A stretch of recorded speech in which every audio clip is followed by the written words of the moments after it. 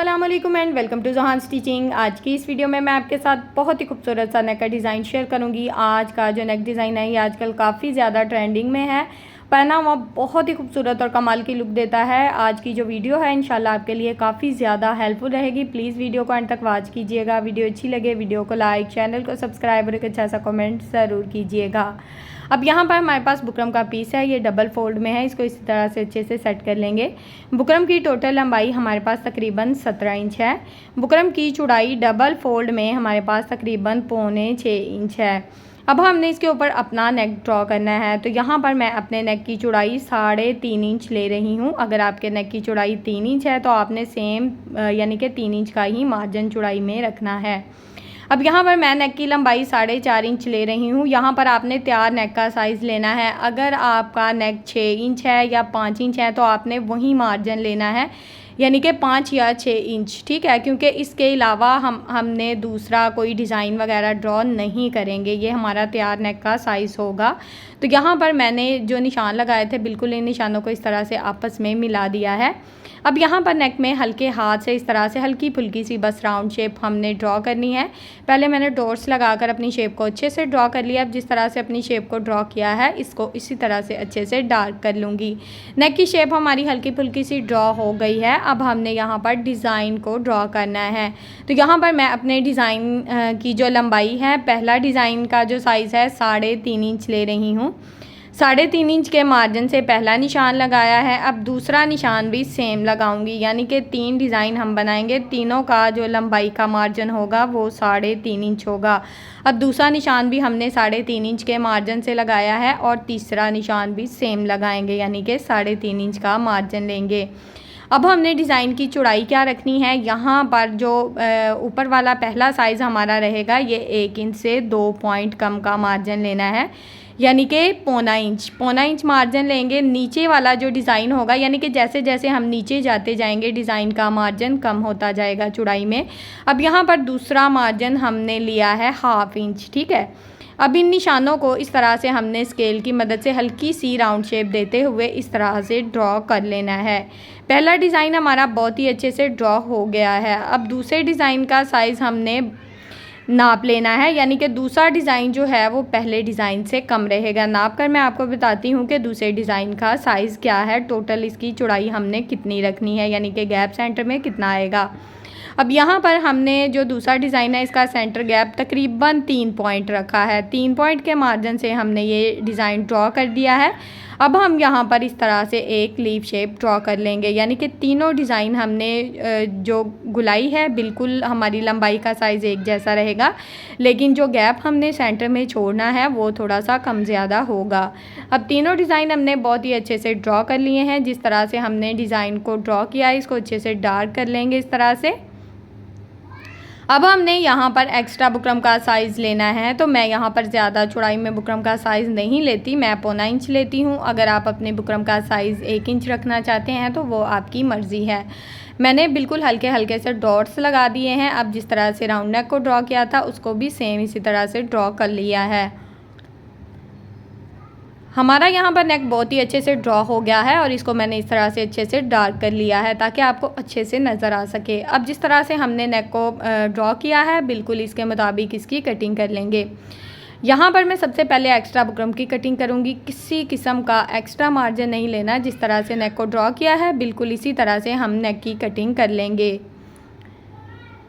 तो यहाँ पर एक्स्ट्रा बुकरम की कटिंग हमारी बहुत ही अच्छे से हो गई है। अब जिस तरह से नेक को ड्रॉ किया है बिल्कुल उसके मुताबिक इसकी कटिंग करेंगे। यहाँ पर भी हमने किसी किस्म का कोई एक्स्ट्रा मार्जिन नहीं लेना।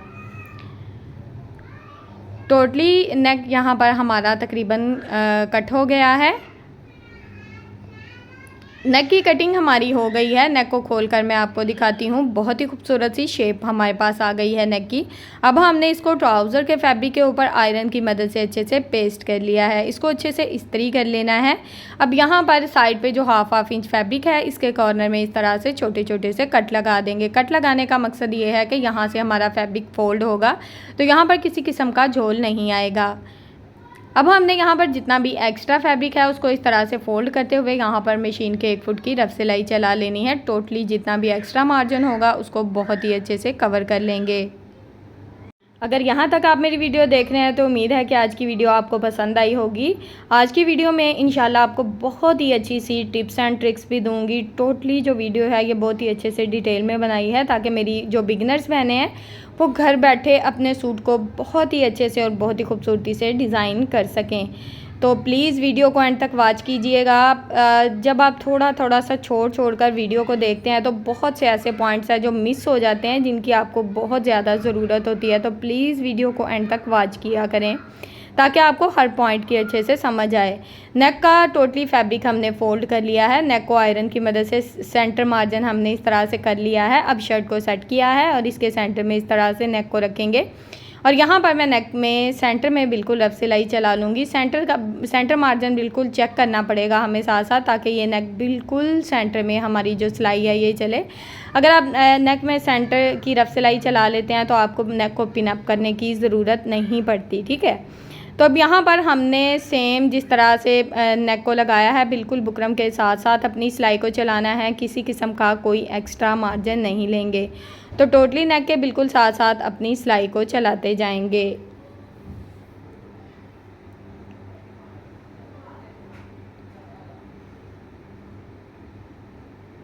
यहाँ पर हमने पूरे नेक में बहुत ही अच्छे से सिलाई एक साइड पे चला ली है। अब सेम जिस तरह से एक साइड पे सिलाई चलाई है बिल्कुल इसी तरह से दूसरी साइड पे भी अपनी सिलाई को चला लेना है।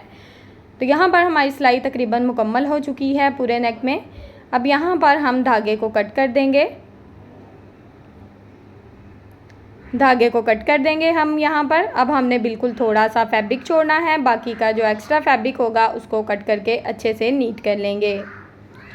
अब यहाँ पर जितना भी हमारा एक्स्ट्रा फैब्रिक है उसको इस तरह से नीट करते जाना है।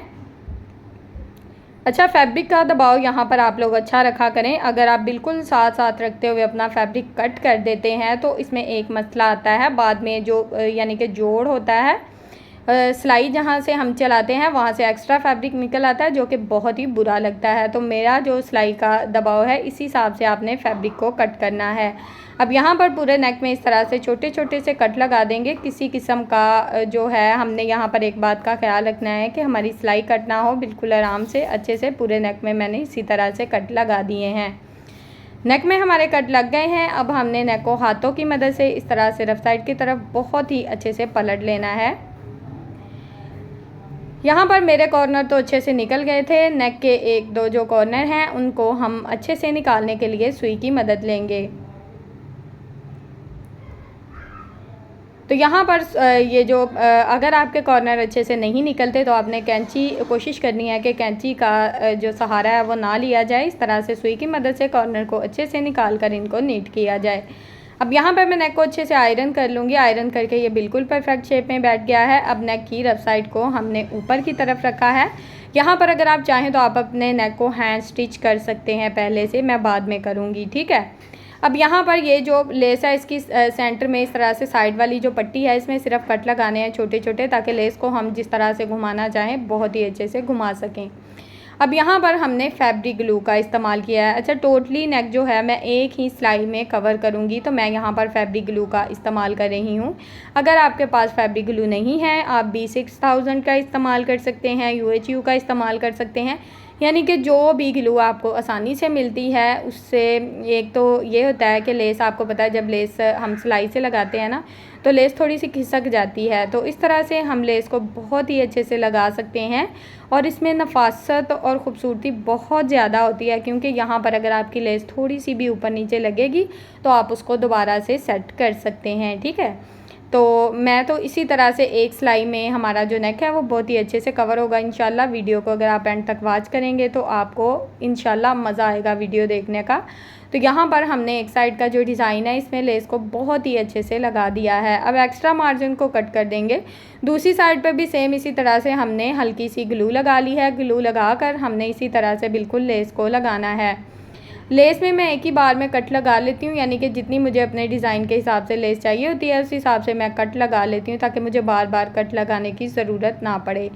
अब यहाँ पर एक्स्ट्रा लेस को कट कर दूँगी। अब नेक की सीधी साइड में आपको दिखाती हूँ। ये देखें बिल्कुल एक जैसी लेस लगी है हमारी बहुत ही अच्छे से। लेस हमारी लग गई है, नेक हमारा रेडी है। अब हमने यहाँ पर एक पट्टी ली है और इसकी बैक साइड पे सेम प्रिंटेड फैब्रिक लगाया है। इसकी टोटल लंबाई हमारे पास 7.5 इंच है। चौड़ाई आप जितनी चाहें ले सकते हैं, क्योंकि हमने इसमें तकरीबन 12 पट्टियाँ जो हैं वो रेडी करनी है। इसके एक साइड पे हमने बिल्कुल नेक वाला बुकरम लगाया है, जो कि लेडीज़ बुकरम होता है, हम आम नेक में यूज़ करते हैं। अब यहाँ पर हमने इसके ऊपर इस तरह से तिरछे में स्केल को रखना है और इस तरह से स्केल का मार्जिन यहाँ पर मैं आपको बता दूँ कि 1 इंच है। अगर आपके पास आयरन स्केल नहीं है 1 इंच का, तो आपने क्या करना है, आपने यहाँ पर 1-1 इंच के मार्जिन से नापते हुए इस तरह से तिरछी लाइंस लगा लेनी है। पूरी पट्टी के ऊपर मैं ये लाइंस लगा लूँगी। टोटली मुझे ना 12 पट्टियाँ चाहिए। तो यहाँ पर जितनी भी पट्टियाँ चाहिए थी मेरी एक ही फैब्रिक में इस तरह से कवर हो गई थी। तो यहाँ पर टोटली पट्टियों के निशान मैंने लगा लिए थे। अब जिस तरह से मैंने निशान लगाए हैं, किसी किस्म का एक्स्ट्रा मार्जिन नहीं लेना, बिल्कुल इस निशान के मुताबिक हमने पट्टियों की कटिंग कर लेनी है। तो यहाँ पर हम सेम इसी तरह से पट्टियों की कटिंग कर लेंगे। अच्छा, ओरेब पट्टी जितनी आपकी ओरेब, जिस तरह से मैंने ओरेब फैब्रिक में ओरेब पट्टी कट किया है, इसमें इतनी नफासत और ख़ूबसूरती होती है कि आप देखकर इंशाल्लाह हैरान रह जाएंगे। एक भी झोल, एक भी सलवट नहीं आएगी इंशाल्लाह, ठीक है। अब यहाँ पर इस पट्टी की टोटल लंबाई 7 इंच है। जितनी भी पट्टियाँ लेनी है 7 से 7.5 इंच इनकी लंबाई रखनी है, इससे ज़्यादा लंबाई रखने की ज़रूरत नहीं है। टोटली पट्टियों की कटिंग हमारी हो गई है। अब यहाँ पर हमने पट्टी को पहले एक साइड से इस तरह से फ़ोल्ड करना है, दबाव देख लें अच्छा खासा है। फिर दूसरी साइड से इस तरह से, ये इस्त्री की मदद से पट्टी फ़ोल्ड होगी, इस तरह से नहीं होगी। दूसरी साइड से फ़ोल्ड करेंगे और फिर इसको डबल फोल्ड में इस तरह से सेट करके अच्छे से आयरन कर लेंगे। अच्छा, यहाँ पर मैं आपको बता दूं कि अगर आप इस्त्री की मदद से पट्टियों को फ़ोल्ड नहीं करेंगे तो बुकरम उठा उठा रहता है। इस्त्री की मदद से यकीन करें इतनी परफेक्ट शेप में इस तरह से बैठ जाती हैं कि इनको सिलाई लगाने में मिनटों में हमारी सिलाइयाँ चल जाती हैं और मिनटों में पट्टियाँ रेडी हो जाती हैं। अब यहाँ पर सिर्फ हमने इसके ऊपर किनारे किनारे की सिलाई को चलाते हुए दोनों साइड की जो पट्टी है इसको इस तरह से स्टिच कर देना है। यहाँ पर एक के बाद एक पट्टी को इसी तरह से स्टिच करते हुए अपनी टोटली पट्टियाँ जो हैं इनको बिल्कुल स्टिच कर लेंगे।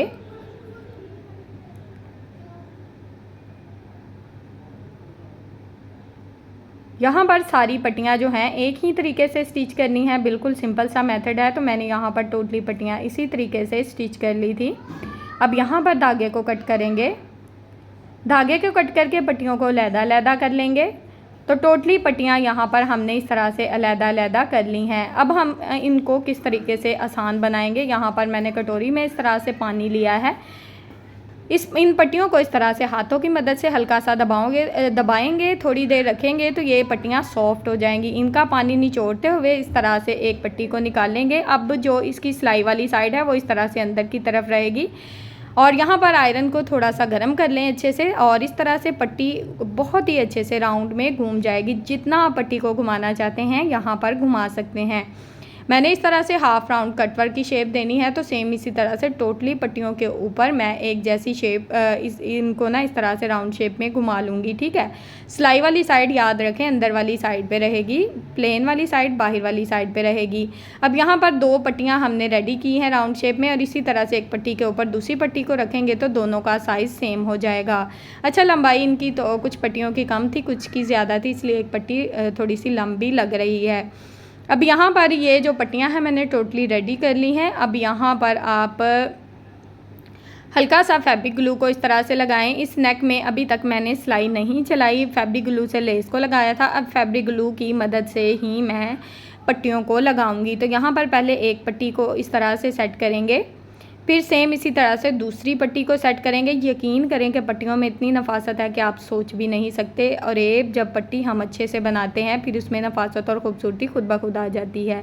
अब यहाँ पर दूसरी साइड की जो पट्टी है पहली पट्टी के अंदर से इस तरह से गुजार लेनी है। आपको अच्छे से बिल्कुल आराम से दिखा रही हूँ ताकि आपको अच्छे से समझ आ सके इस डिज़ाइन की। ये देखें, अब यहाँ पर डिज़ाइन को आप ऊपर नीचे करके सेट कर सकते हैं, साथ साथ आयरन भी कर सकते हैं।